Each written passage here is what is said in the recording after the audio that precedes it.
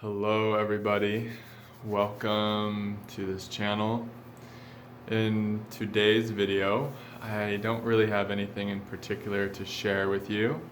I just want to give kind of a life update. As you can probably tell, I'm back at home in the prairie in Montana. Feels really nice to be here, immersed in the space and the silence. So yeah, I just want to share with you guys what's been going on. I actually went from Berlin I spent about 5 weeks in the amazing city of Berlin. I really enjoyed my time there.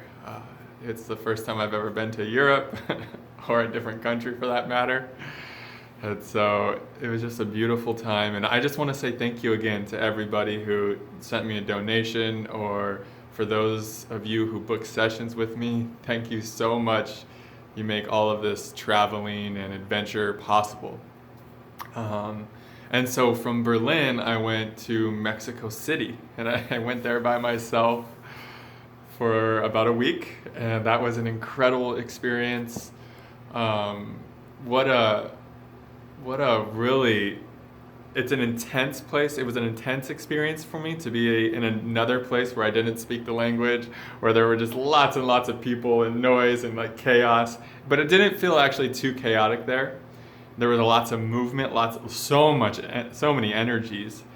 But it was a really incredible experience as well. One that offered me so many more reflections of who I really am, and one that ultimately was very healing. And I love the people in Mexico City. They were all so helpful, so kind and generous, because I didn't speak the language there, and a lot of them didn't speak my language, so it was a lot of interesting communication for me to like get food and just it was a lot of pointing and yeah, it was, but it was ultimately just an uplifting, what's the word? It was just like an enriching experience. So I just wanted to share that with you guys. That's where I've been. I'm now back at home, and I've been here for just over a week maybe. And I have been, like, right when I first got here, I was like sleeping 12 hours a night. Like, my body really needed to rest, really needed just deep sleep, deep rejuvenation. And so I spent a lot of time resting, and then I went into the void for about a week. I was like, going from international city to international city. I mean, I counted it up and added up. I was on 8 different flights in a month and a half, literally 8 different airplanes in in 6 weeks, and that's fucking crazy, right? That's about as many flights as I had taken in my whole life, probably prior to the last 6 weeks. So my body, my nervous system was really ready to rest. And so I went into this place of real emptiness, of really void-like energy. And I was discovering as I was in the void how so much of me wanted to resist the void and was used to like city life and movement and lots of people and this and that, always something to go do, and eating out every single meal basically, and just always on an adventure, like, going and exploring new parts of these cities, and when I'm not doing that, okay, then I'm with a client, I'm working, so I felt like when I was in Berlin and Mexico City, it was just, wow, so much movement. So when I came back here to the spaciousness and the silence and the stillness of the prairie, there was so much of me that like wanted to avoid the emptiness, wanted to avoid that movement of non-doing, of just being. And I was, for a few days, maybe more like a couple days, I was like really going to my phone to solve it, to like fill the emptiness. I was trying to just do anything I could to fill the emptiness with like that instant gratification, right? And then I just sat there. I just sat there and I asked myself, what's at the bottom of this emptiness? What's at the bottom of this void that I am like so scared to sink into it? Like, what is this part of me that's resisting going back into the movement of just being, deeply just being? And I realized there's this part of me, there's like this person at the bottom of the void, and I think you all might resonate with this. There's this maybe forgotten aspect of ourself, or our true self, our authentic self. There's this part of us, like at the bottom of this void, there's this person who we're afraid to become. There's this person that when we really connect deep enough with our true nature in beingness, there's this person that wants to come through, that wants to express, that wants to be embodied, that we're scared to meet. Because meeting this person requires that we feel through fear, boredom, restlessness, agitation, sadness, grief. Like the void and the emptiness is such an invitation to fall in love with being again. And to really fall in love with being, we must be willing to feel feelings that are uncomfortable. So I've spent many days just being with feelings that are very uncomfortable to feel, because like the pull to meet my true self became stronger than the pull to avoid these feelings that are uncomfortable to feel. And this is one tip that is so powerful to go through the void in like the smoothest and quickest way. It's to want to meet your true self more than you don't want to feel feelings that are uncomfortable. Because the void is this huge and beautiful invitation to step into something greater, to step into more power, to step into more peace, more of this knowing of who you are and what you came here to do. If you're in the void in life, life is inviting you to discover your true self on a deeper level than you ever have before. And to do this, it often requires that we have to feel things we're uncomfortable feeling. So like I said, for days I just felt all this fear come up and this inner conflict. God, is there so much fucking conflict on planet Earth right now? It's just, we can all get a little disoriented with it and get pulled into it so easily. It can just grab us, and we can create an identity in the conflict of what side we're on and who's right and who's wrong. And there's this like little me inside, that's like clinging to wanting to be right and make others wrong. And just watching that little me come up while I've been sitting in the void and feeling those energies of conflict, those energies of I want to be right, like that ego who wants to be right. And recognizing and talking to this ego part and like basically re-educating it, saying, hey, the energy of wanting to be right is actually control. The energy of wanting to change people is control. And that's a whole nother tangent. I guess this video is just a tangent. I had really no idea what I was going to talk about. I just wanted to give you guys a life update. So yeah, feeling all those uncomfortable feelings of conflict and like of anger, lots of anger coming up right now. I think for a lot of people, fear, so much. Like the fear has like a heaviness to it though. And the fear felt very collective to me. Like there's this big collective purge of fear happening, which I'm sure we're all very aware of. We can all feel that in our bodies from time to time. And so yeah, it's been a really, I came back home, but truly coming back home has taken even more time. Like I came back to the prairie, but now I feel like I'm really coming back to myself. And because I was so willing to just be with the feelings, to really sit in the emptiness, the nothingness, the non-doing, because I was willing to fall in love with just being again, by being willing to feel all of these uncomfortable energies and feelings. I felt this reconnection to my true self, my true power. My creative spirit is coming alive again. I feel reconnected to my purpose, my mission here on earth.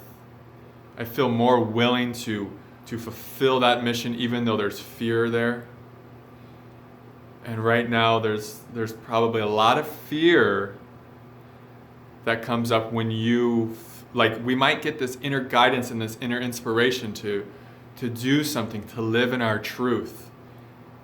And these times are making it seem really hard to do that in certain ways, because we tell ourselves a story of how we can't do that because this, and this, because of something external.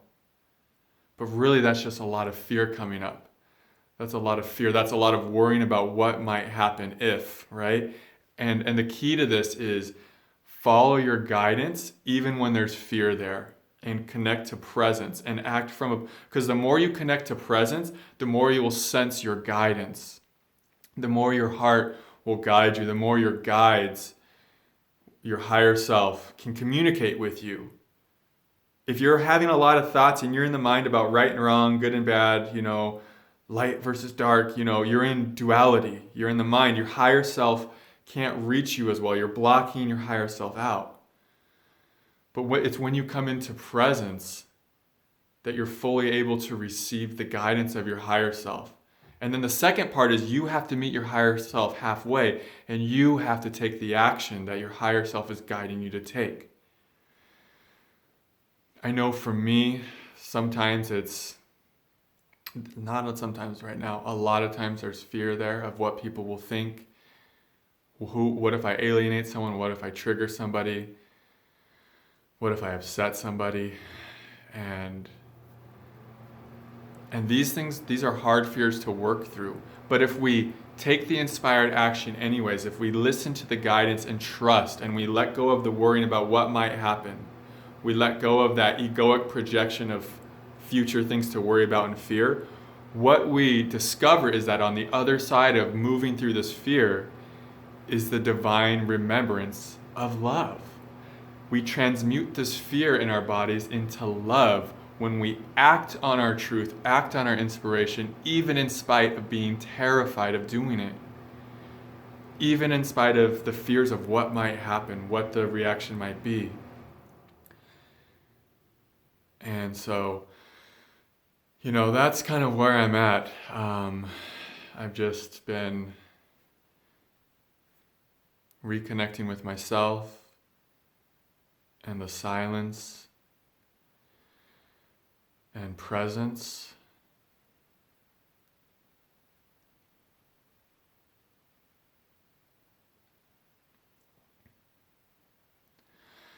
And it's felt really good, but it's also been very challenging. It's a challenging time to feel right now because there's so much to feel. There's so many big energies to feel. There's so much being released on Gaia right now. There's all these energies of fear and control and manipulation and deception are really coming to the surface for us to see so vividly and clearly. And it's very uncomfortable for the human to accept, that these energies have played a part of humanity for so long. It's hard for my human to accept, we've all contributed to the fear that's on planet Earth right now. And now we're contributing to the releasing of it, to the transmuting of it. If you're still watching this video, you're here obviously to be a transformative being. You're someone that's here to transform and bring home the darkness to the light. This is not for our personal, gain. This is ultimately a movement of surrender, a movement of service to the light, to the one, to our soul. This is what our soul came here to do. And the more we can align with our soul's mission and let go of the personal will that says, I just want to feel good and I want to avoid feeling bad. The more we can align with the soul, and the more we can let go of that personal will that labels emotions, feelings, and energies good and bad, the easier that this movement becomes. The more we fall into acceptance, the more we let go of any type of conflict, right and wrong, good and bad. The more we orient with awareness itself, with our higher self, the more we orient with that which we truly are. And then the more powerful of a transmuter, you could say, or a conduit, you could say, the more powerful of a divine instrument we become. Because when darkness comes our way, we're not doing this and fighting it. We're opening, we're embracing, we're falling in love with pain.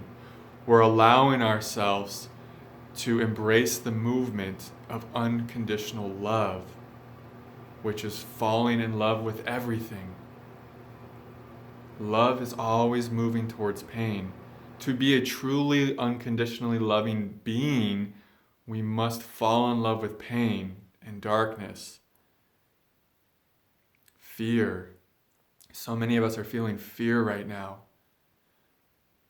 And can we allow ourselves to fall in love with the fear that we are feeling?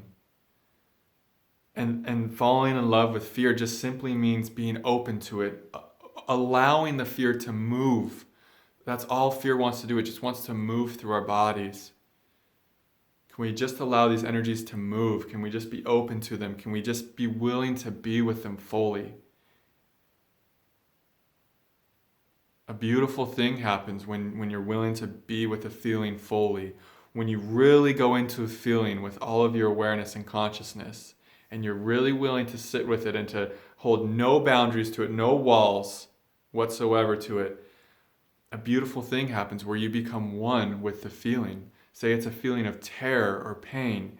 You can literally feel this feeling transform as you are one with it. So many times on this journey I've been in tremendous pain, but because I've been willing to feel it fully, something incredible can happen. The pain can transform into bliss. The fear can transform into excitement and joy.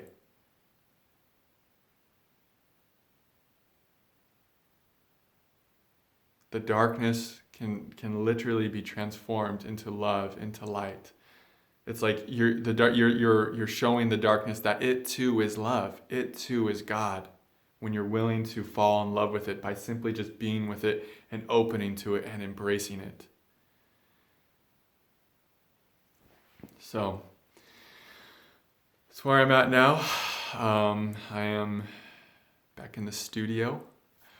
I love it here. We're always right where we need to be when we need to be there, right? And I thank you all for watching, for your donations, and for booking sessions. It really means so much to me. I'm eternally appreciative of your support and so honored to be walking this path with you guys and living in these crazy, transformative, beautiful, destructive, incredible, terrifying, loving times. So, namaste. I love you all so much.